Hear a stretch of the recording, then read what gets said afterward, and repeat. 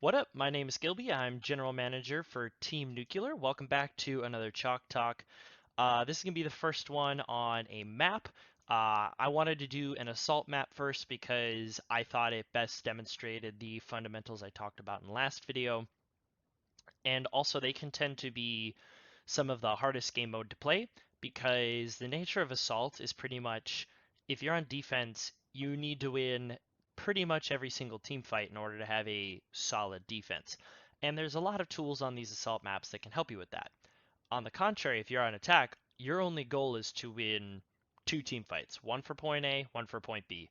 90% of the time, that's going to be enough to get you both capture points.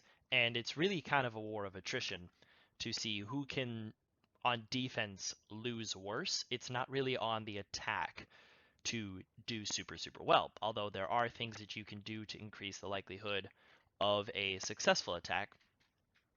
And we're going to talk about those, and we're also going to talk about on the defense side what you can do to be as best prepared as you can so that you are winning more team fights and have a greater likelihood of getting good full holds. So we're going to zoom in here onto point A, and I want to highlight a couple things on point A first, because there are a couple things that sort of define point A, and there are kind of focal points. The first is going to be this little high ground spot. The second is going to be the main choke. And then the third is going to actually be this little building right in here. And these are good things to keep in mind because both of these help the each team individually. So choke and this main spot in the middle are going to be very beneficial for the defense. You'll see a lot of teams, especially in solo queue, that will set up sort of right in between these four pillars. This is kind of like the standard spot, especially in lower ranks. What exactly does this give the defensive team? Well, it gives them control over choke, it gives them control over this side door, it gives them sight lines into here, it gives them sight line on the bridge, and they can watch over point in sort of relative safely. This position right up top here is extremely good. Um, it's why a lot of people do it. The other thing you'll see super common, just to highlight it, is going to be you'll often see either snipers or like off-angle heroes position themselves on this ledge right in the back of point. That's important to keep in mind because it's going to be something extra that you have to deal with when you're on attack. Something to keep in mind. I'm going to clean this up a little bit. Now, when it comes to choke, this main choke is a little bit awkward because it's kind of split into two by this pillar right here.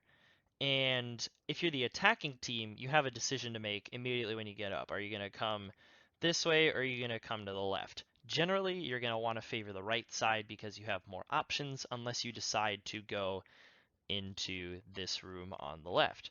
And then finally, we're going to talk about this little room right here on the side. This is probably a key point for the attack because it's kind of an area that you can sort of stop and settle down.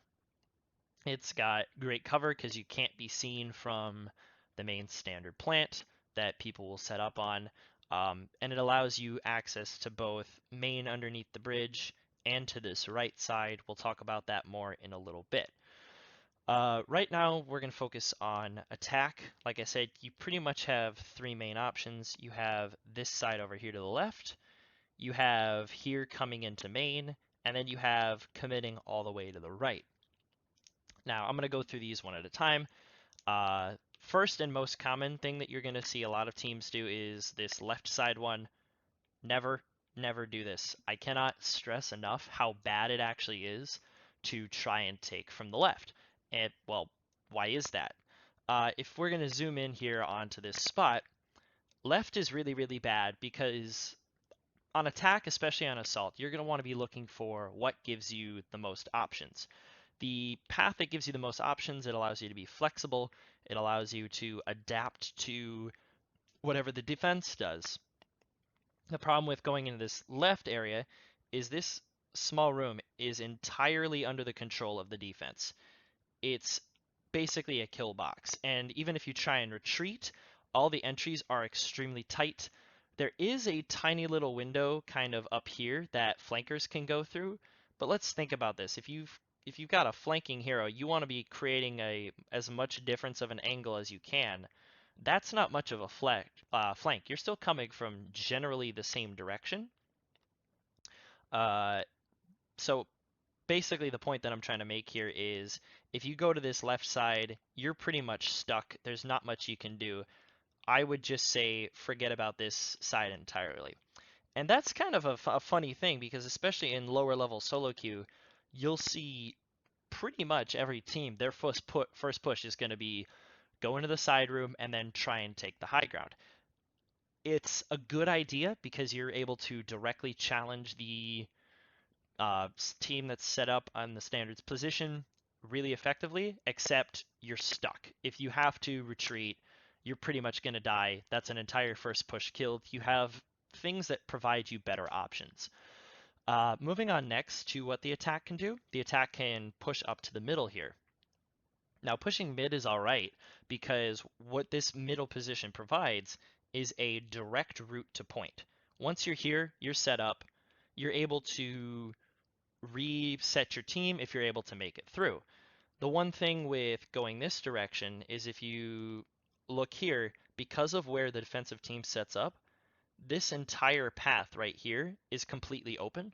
You have no cover, you have no corners to play around, and you have no way to sort of set up and have an effective team fight. It's kind of like, unless you use a lot of utility or basically your entire shield economy right there, you're going to either get a decent amount of picks against you, and you're going to be pretty scattered when you get to point because, like I said, there's no corners to play around. Um, it's not great. It's not the worst thing in the world if you're able to, say, shield off or prevent a lot of the spam that's going to come with you if you go lower. I would say that there is still a slightly better option. One thing you can do to mitigate it if you want to try and push mid is, like I said earlier, play off of this little room down in here because it provides you a little bit of cover. You can snake down from underneath, you can recharge your shields, you can get heals out, and then all you have to worry about is this tiny little angle right in here that they have control over. Once you make it through, the enemy then has to pivot, and you're in good position to challenge them, especially this corner right here.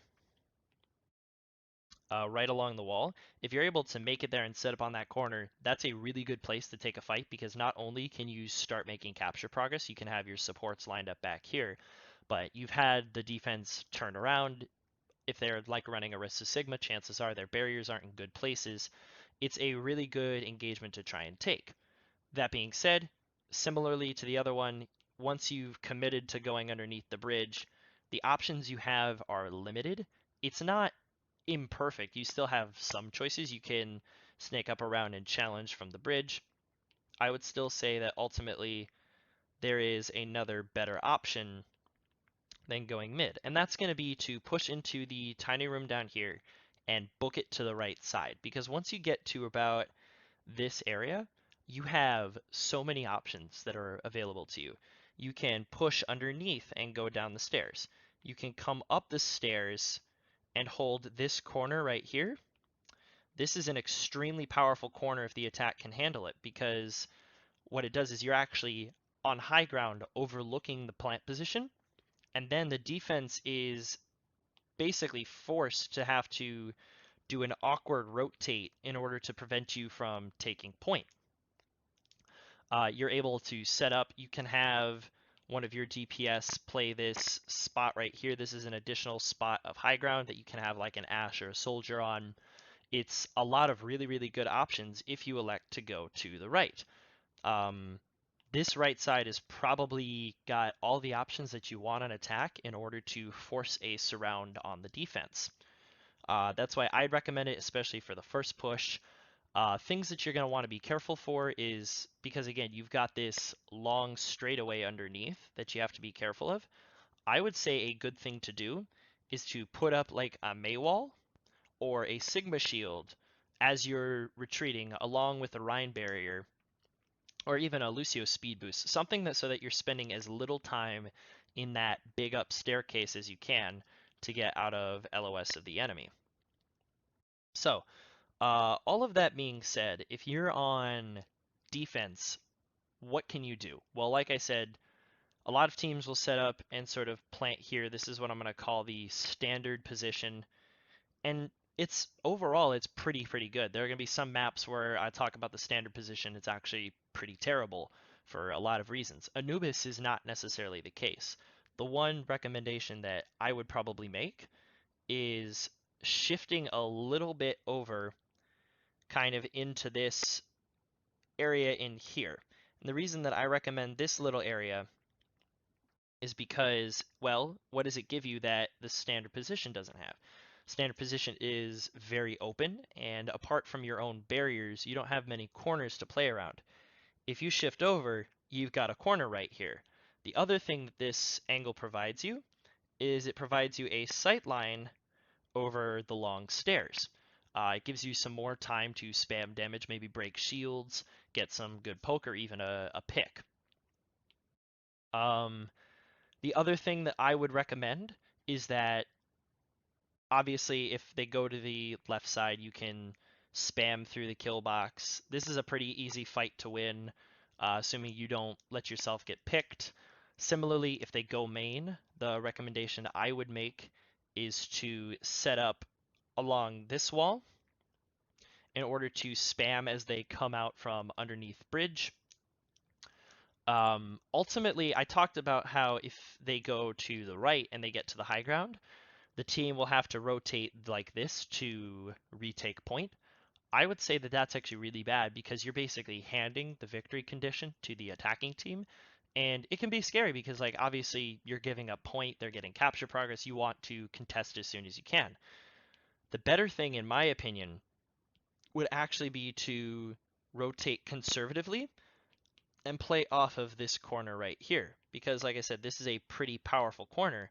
And once you push around it and you engage in the actual team fight, you'll be able to surround the point because the attacking team, once they're on point, has no corner. Um, that's really the key here is playing around this part of point. I'm going to highlight it in the yellow. This corner right here is kind of the key to point A. If you can play around and control that corner. On defense, it's easy because obviously once they're on point, all you have to do is pop off the ledge. But if you're on attack, your goal is to establish yourself up top, establish yourself on some high ground, and then take control of that corner. Because whoever that controls that corner wins the team fight. Because if you're on attack, you have sight lines going from point into the direction that the enemies are going to spawn from. If you're on D, you have sight lines from to point, which doesn't have any other prominent corners once you're sat down on top of it. Um, that's all I kind of really have for point A. Point A is, it's pretty complicated, but in general, this is going to go to the attacking team just because, like I said, once they're kind of on point, if they're able to control the corner by the doors, that's pretty much a done deal for point A. Point B is kind of where we move into the make or break of this map. First, I'm going to talk about the standard position, especially in lower queues. It's actually going to be kind of on the back in the middle of the point. There's a big round pillar that a lot of teams will set up on. I'm going to mark it with the S for standard.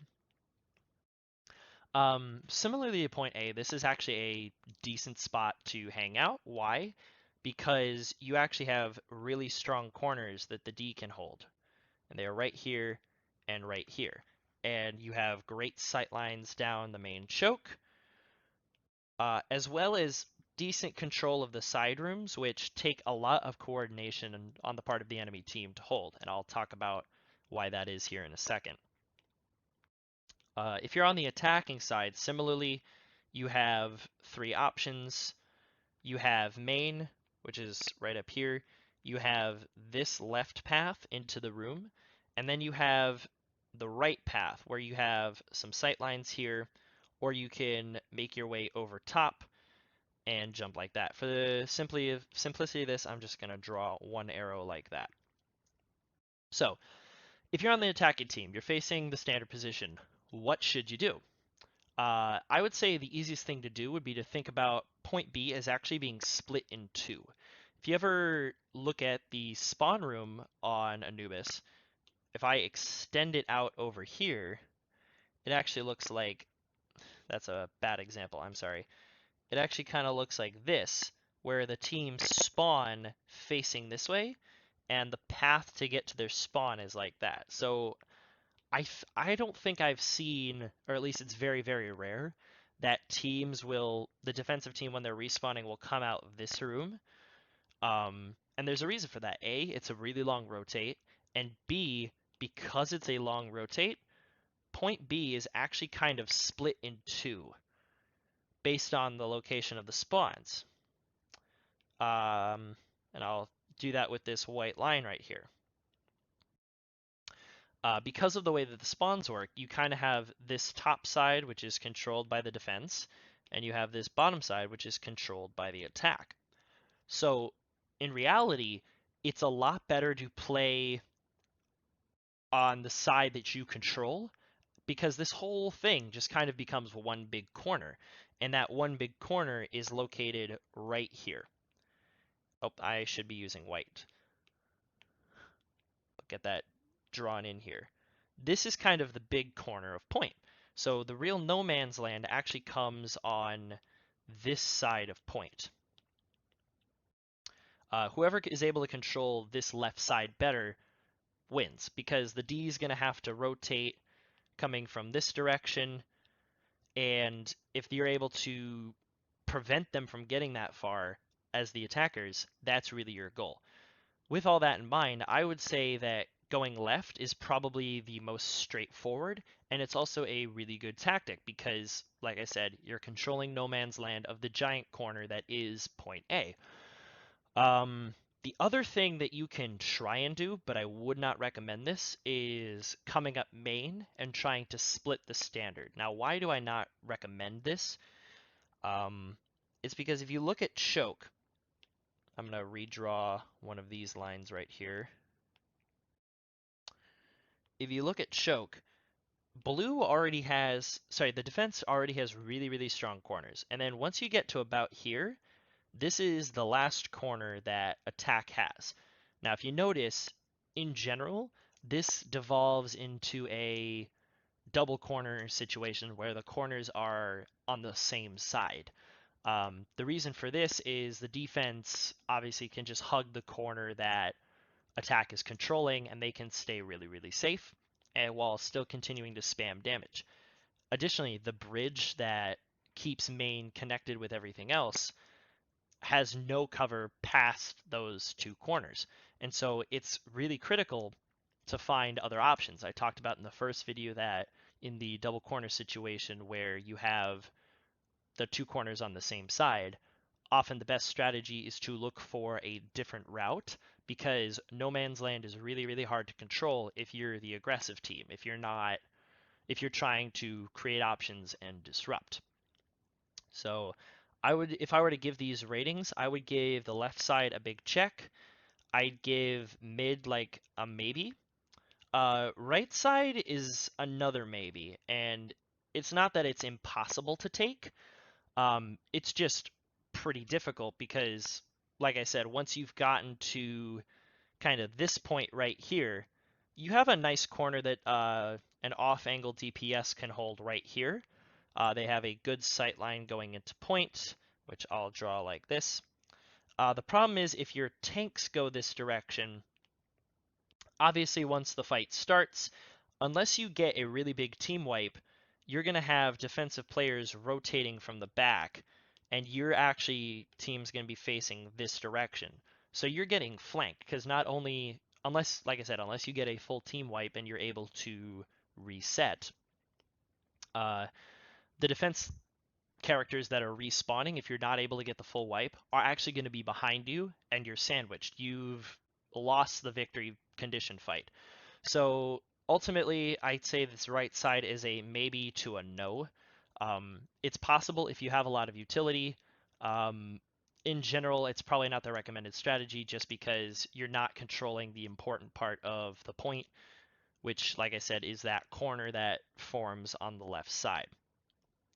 So if I were to talk about, what the defense can probably do to combat this. The standard position similar to point A isn't bad because, like I said, it puts you in really, really solid position in order to defend all three routes that you can come. But the defense can do better for one reason, and it's because, like I said, the point is kind of split in two. In order to control the big point that is, the big corner that is point B, I would actually recommend, instead of being back and being sort of standing in the middle, you actually play more towards this side. Why do I say that?